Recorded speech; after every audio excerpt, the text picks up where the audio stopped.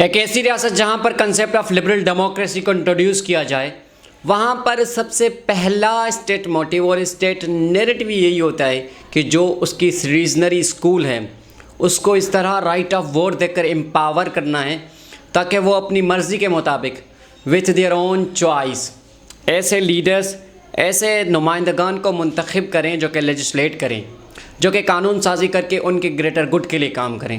लेकिन अनफॉर्चुनेटली हमारे यहाँ लेजिस्लेटर किसे कहते हैं? हमारे यहाँ लेजिस्लेटर तो उसे कहते हैं जो कि टॉक शो में खड़े होकर किसी को थप्पड़ मार दे या वड़ गया का लफ्ज़ बोल दे, या ये कह दे कि जब ज़्यादा बारिश आता है तो ज़्यादा पानी आता है, या ये कह दे कि जी हमारे यहाँ कंट्री कोड में 92 तो सिर्फ इस वजह से ही है क्योंकि हमने 92 में वर्ल्ड कप जीता था। तो वहाँ पर क्या ही पॉलिटिकल फ्यूचर हो सकता है, वहाँ पर क्या ही सिविल सुप्रीमेसी की बात हो सकती है। आप खुद इस चीज़ का अंदाज़ा लगा सकते हैं, क्योंकि ऐसे माशरे के अंदर फिर जो इश्यूज़ की पॉलिटिक्स है वो तो डिस्कस होती नहीं। और मेन स्ट्रीम मीडिया का तो काम ही नहीं है आपकी वॉइस को एम्पलीफाई करना, उसका तो सिर्फ एक ही काम है अपनी TRP को प्रमोट करना, जो कि वो कर रही है। So this is why today we are here to discuss on the water dichotomy between Sindh and Punjab, जिसकी वजह से एक मैसिव वेव रिकॉर्ड हुआ है प्रोटेस्ट का ऑल ओवर द सिंध। और उसमें जितने भी सेक्शंस हैं, सोसाइटी के जितने भी सेगमेंट्स हैं, चाहे वो लेफ्टिस्ट हों, राइटिस्ट हों या सेंट्रिस्ट हों, सब एक साथ जमा हुए हैं, इकट्ठे हुए हैं और इसको स्ट्रांगली अपोज किया है। Now we will try to figure out different dynamics and diversion behind this issue. आखिर क्या एक हिस्टोरिकल बैकग्राउंड है इस स्ट्रेटेजिक कैनाल मेकिंग के लेगेसी के पीछे, वो लेगेसी जो कि ब्रिटिश छोड़ के चली गई और पाकिस्तान आफ्टर इट्स इंसेप्शन आज तक उसी ओल्ड मैनेजरियल मॉडल को फॉलो करता आ रहा है, जिसकी बेसिस पे बाकायदा आज ये पूरा इशू खड़ा हुआ है। एंड मोर एवर जो रिसेंट प्रपोजल है construction of 6 canals over Indus, जिस तरह इसमें बताया जा रहा है so called revolution in agriculture, क्या वाकई ऐसा कुछ है भी या इसके पीछे भी एक हाईली मिस्टीरियस, एक इनविजिबल हैवी पॉलिटिकल हैंड है? We will also try to unpack this. और फिर हम डिस्कस करेंगे 1991 का वाटर रिकॉर्ड, जिसमें एक डिस्ट्रीब्यूशन फार्मूला, एक डिस्ट्रीब्यूशन पैटर्न सेट किया गया था। And lastly but most and for most importantly, what could be the socio economic and democratic consequences for Sindh and as whole for Pakistan. We will be discussing that as well. Starting with the Green Pakistan Initiative जो कि 2023 में launch हुआ था, जिसका एक ही soul purpose था FDI को फ़रोग देना, यानी फॉरेन इन्वेस्टमेंट को अट्रैक्ट करना। और फिर उसके तहत की जाएगी कॉर्पोरेट फार्मिंग। अब ये कॉर्पोरेट फार्मिंग क्या है और कहाँ की जाएगी, पहले थोड़ा इस पर डिस्कस कर लेते हैं। कॉर्पोरेट फार्मिंग जो है वो मॉडर्न मेथड और मॉडर्न पैटर्न के साथ की गई फार्मिंग होती है, जिसमें डिफरेंट टाइप के जो टेक्निकल इक्विपमेंट्स हैं एंड गैजेट्स है उसका इस्तेमाल होता है, जैसे कि GPS guided tractors, drones, pesticides और दीगर चीज़ें। और इसमें बताया ये जा रहा है कि इस तरह फार्मर्स को फैसिलिटेट किया जाएगा कि घर बैठ के remotely they will be able to assess and monitor their agricultural crops and lands. इस तरह इसमें जो है एक heavy handed modern technology include होगी। अब आप खुद ये सोच के हैरान और परेशान रह गए होंगे कि कहाँ पर मॉडर्न टेक्नोलॉजी की बात हो रही है। वहाँ पर जहाँ पर 2.5 करोड़ बच्चे स्कूल से बाहर हैं, वहाँ पर जहाँ पर 48% ख़वातीन को हमने गैरत के नाम पर घर बैठा रखा है। क्योंकि हमें तो शर्म से डूब मरना चाहिए अगर हमारी बहन बेटी या बेबी किसी MNC, किसी NGO या किसी गवर्नमेंट सेक्टर में काम करती है। फिर रिश्तेदार भी आगे से यही कहेंगे कि शर्म से डूब मर जाओ तो मुआशरे में किसी को मुँह दिखाने के लायक नहीं रह गए। वहाँ पर ये बात की जा रही है कि हम फार्मर्स को फैसिलिटेट करेंगे, वो भी with the help of modern technology. अब ये कॉर्पोरेट फार्मिंग की कहाँ जाएगी? ये साउथ पंजाब के अंदर एक डेजर्ट एरिया है चोलिस्तान, वहाँ पर की जाएगी। यानी हज़ारों सालों से सिंध का किसान और सिंध का हारी जो पानी इस्तेमाल कर रहा था, वो पानी इंडस रिवर से पंप आउट करके साउथ पंजाब के अंदर एक डेजर्ट एरिया चोलिस्तान, वहाँ पर उस एरिया को कल्टीवेट किया जाएगा और फिर कैश क्रॉप्स उगाए जाएंगे, पैसे जेब में डाल दिए जाएंगे। बस यही सारी ऑर्गेनिक केमिस्ट्री है और यही कहना प्यार है इस एक्सरसाइज के पीछे। अब सवाल ये पैदा होता है कि इतनी हैवी इंस्पायरेशन और मोटिवेशन आखिर मिली कहाँ से? ये गल्फ़ स्टेट्स की इन्वेस्टमेंट के बाद मिली, जिसमें सऊदी अरबिया, UAE, कतर और बाकी दीगर खलीजी ममालिक भी आते हैं।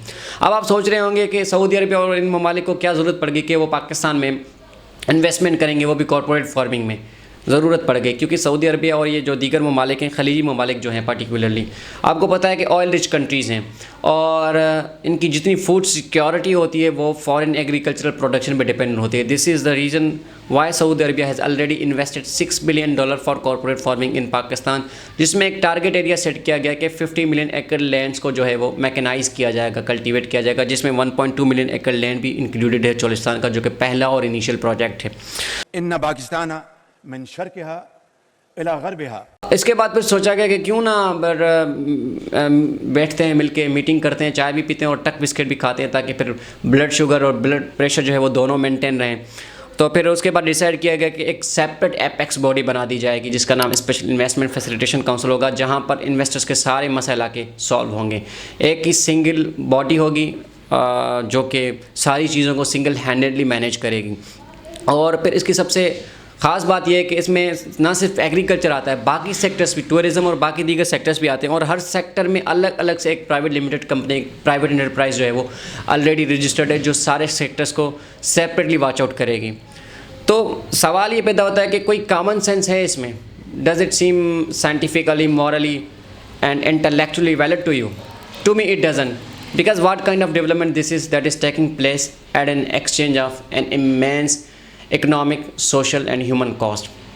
यानी आप 1.2 मिलियन एकड़ लैंड्स को कल्टीवेट करने के लिए सिंध के लाखों एकड़ लैंड जो है वो डिस्ट्रॉय कर रहे हैं। ये तो कुछ इस तरह से है कि जैसे बंगाल फेमिन हुई थी 1943 में, जिसमें 30 लाख से ज़्यादा लोग स्टारवेशन की वजह से मारे गए थे ड्यूरिंग द वर्ल्ड वार 2। और फिर उसमें सबसे ज़्यादा जो एक इन्फ्लुएंशियल और जो क्रूशियल रोल प्ले किया था वो विंस्टन चर्चिल की हाइपर इन्फ्लेशन पॉलिसीज़ ने किया था। क्योंकि होता यह था कि जितने भी रिसोर्सेज थे वो रिज़र्व करके रखे जाते थे, यहाँ से जो एग्रीकल्चरल प्रोडक्ट्स थे वो एक्सपोर्ट किए जाते थे, बरतानिया में लोगों के पेट भरे जाते थे। अलाइड ट्रूप्स के लिए जो रिसोर्सेज थे वो रिज़र्व करके रखे जाते थे, और जो यहाँ पर रिसोर्सेज को ऑन करते थे, जो वसाइल के मालिक थे, वो भूख से मर गए। यानी वही ओल्ड प्रोपेगेंडा, ओल्ड मेथड है रिसोर्सेज को कॉलोनाइज करने का, वही पुरानी किताब है। बाकी सारे जो चैप्टर्स हैं वो रीराइट किए गए हैं, और बाकी जो पर्सनालिटीज़ हैं वो चेंज हुए हैं, बाकी मेथड वही सेम है। अब हिस्टोरिकली अगर हम इसको देखें तो जो वर्ल्ड लार्जेस्ट एरीगेशन सिस्टम पहली दफ़ा बनाया था वो ब्रिटिश इंजीनियर्स ने बनाया था 1840 में, और उसमें जो पहला स्ट्रेटजिक कैनाल बनाया था वो ब्रिटिश की जो ईस्ट इंडिया कंपनी है उसने बनाया था, जिसका नाम अपर गंगा कैनाल रखा गया। और इसमें जो है वो थॉमस कोटले जो कि एक ब्रिटिश इंजीनियर थे, जिसकी सुपरविजन में ये पहला स्ट्रेटजिक कैनाल बना, उसने बहुत इंपॉर्टेंट रोल जो है वो प्ले किया। तो होता ये था कि यानी रिवर पे कैनाल बना दिए जाते थे, स्ट्रेटजिक कैनाल, और जो नेचुरल फ्लो होता था रिवर का वो डिस्टर्ब हो जाता था because of these strategic canals. और जो नियर बाय एग्रीकल्चर लैंड्स थे और जो एरियाज जो रकबे थे वो फ्यूडर्स को दिए जाते थे, वेल्दी इंडिविजुअल्स को दिए जाते थे, those who were loyalist to the British governments. और फिर वहाँ पर कैश क्रॉप्स उगाए जाते थे और डॉलर जेब में रख दिए जाते थे, और इस तरह जो है वो एग्रीकल्चर प्रोडक्ट्स भी एक्सपोर्ट किए जाते थे, और जो वसाइल के मालिक थे वो भूख से मर जाते थे। तो पाकिस्तान आफ्टर इट्स इंसेप्शन उसी लेगेसी को फॉलो करता रहा, जो कि एक मैनेजर मॉडल ब्रिटिश छोड़ के चली गई थी। तो जिस तरह स्ट्रेटजिक कैनाल अगर आप निकाल के देखेंगे तो बहुत बड़ी लिस्ट है, जिसमें तरबेला डैम, मंगला डैम और फिर कालाबाग डैम भी आखिर में प्रपोज़ किया गया था, लेकिन खैर वो जो है उसको रिजेक्ट किया गया था सिंध की तरफ से। जो फेडरल मिनिस्टर हैं, minister of the planning and development, तो एहसन इकबाल साहब, वो ये कह रहे हैं कि जो एलिगेशन लगाए जा रहे पंजाब पर के जो कैनाल कंस्ट्रक्ट होंगे तो वाटर जो है वो सिंध की शेयर से लिया जाएगा, तो this is baseless. So what can I से, यानी ये एक कॉमेडियन एक शो चल रहा है, यानी आपके पास ये कवर अप है, या आपके पास ये एक नेशनल प्लान है, ये एक इंक्लूसिव सॉल्यूशन है। तो look who is saying this, कि जिनके साथ अभी 2 दिन पहले ही साना ऑक्सफोर्ड का वाक़या पेश हुआ। After all, Mr. Iqbal's party launched the greatest attack on liberal democracy in Pakistani history. और जो माशाल्लाह से जो सदर किसान इत्तेहाद खालिद खोकर, वो हर टॉक शो में खड़े होकर बस एक ही मिसाल दे रहे हैं, एक ही मिसाल दे रहे हैं कि जैसे डाइवो बस आई थी तो ट्रांसपोर्ट के जितने भी इशूज़ थे बसेस के, वो सारे के सारे सोल्व हो गए थे। तो माशाल्लाह से क्या लेजेंडरी एग्जांपल दे रहे हैं। इसको तो देखकर ईदी भी परेशान हो गए होंगे कि ये कौन से मेरे बाद इतने बड़े फिलैंथ्रोपिस्ट और सोशल एक्टिविस्ट आ गए। तो अगर हम डिस्कस करें 1991 का वाटर रिकॉर्ड, तो उसमें सिंध का हमेशा उससे पहले जो है वो एक शिकायत रही थी कि उसे जो है एक फेयर डिस्ट्रीब्यूशन नहीं मिल रही थी इंडस रिवर से, और फिर उसके बाद सेट किया गया एक डिस्ट्रीब्यूशन पैटर्न, एक डिस्ट्रीब्यूशन फार्मूला, जिसमें सिंध को जो है वो 48% दिया गया, पंजाब को 55%, KPK को 5% और बलूचिस्तान को 3%। और इससे पहले यानी 1991 का जो वाटर रिकॉर्ड था, इससे पहले सिंध को 75% शेयर मिलता था वाटर का। और फिर उसके बाद जो है वो एक सेपरेट बॉडी बनाई गई, इंडस रिवर सिस्टम अथॉरिटी, जो कि इस पूरे डिस्ट्रीब्यूशन को, इस पूरे फार्मूला को जो है वो फेयरली एग्जीक्यूट करेगा। बाद में अभी रिसेंटली ये भी किया गया कि लॉ को, इट्सा लॉ को मैनिपुलेट भी किया गया और उसके चीफ को चेंज करने की भी कोशिश की गई। तो अब जो रीसेंट रिपोर्ट है वो ये बताती है कि सिंध जो है उसमें ऑलरेडी वाटर शॉर्टेज है सिंध के अंदर, 40 to 45% ये वर्ल्ड बैंक की रिपोर्ट बताती है। और 77% सिंध की जो एग्रीकल्चर है वो रिलाई इंडस बेसन पे करती है। आप ख़ुद अंदाज़ा लगाएं कि 48% जो डिसाइड हुआ था 1991 में जो वाटर रिकॉर्ड हुआ था उसमें जो 48% डिसाइड हुआ था उसमें भी 45% शॉर्टेज आ रही है। वर्ल्ड बैंक रिपोर्ट के मुताबिक $2 बिलियन जो है वो because of the degradation of Indus delta lost हुआ है। और हम आज हमारी ये हालत है कि हम IMF के सामने सजदा आवर हो जाते हैं कि हमें $1 बिलियन दे दें, और हमारे हरकतों की वजह से देखें हमने कितना नुकसान किया है। अब सवाल ये पैदा होता है कि जो चैम्पियन करते थे 18th अमेंडमेंट को, तो कहाँ है जरदारी जो कि ये कह रहे थे कि हमने प्रोविंशियल ऑटोनॉमी हम लेके आए हैं। अब कोई हमसे ये सारे सब्जेक्ट्स छीन के दिखाए कि कार्ल मार्क्स ने कहा था कि प्रिमिटिव एक्यूमुलेशन है, यानी रिसोर्सेज को कॉलोनाइज करने का एक प्रोपेगेंडा एक वे है जिसमें बस यही होता है कि जो रिसोर्सेज हैं वो लोअर लेयर से अपर लेयर तक जाते हैं, यानी दूसरों के वसाइल पे दूसरे की मेहनत में जो है वो डाका डाल दिया जाता है और अपनी जेब जो है वो भरी जाती है। और we need to understand at the end कि a development that comes with a destruction is merely a destruction, not a development. Thank you so much.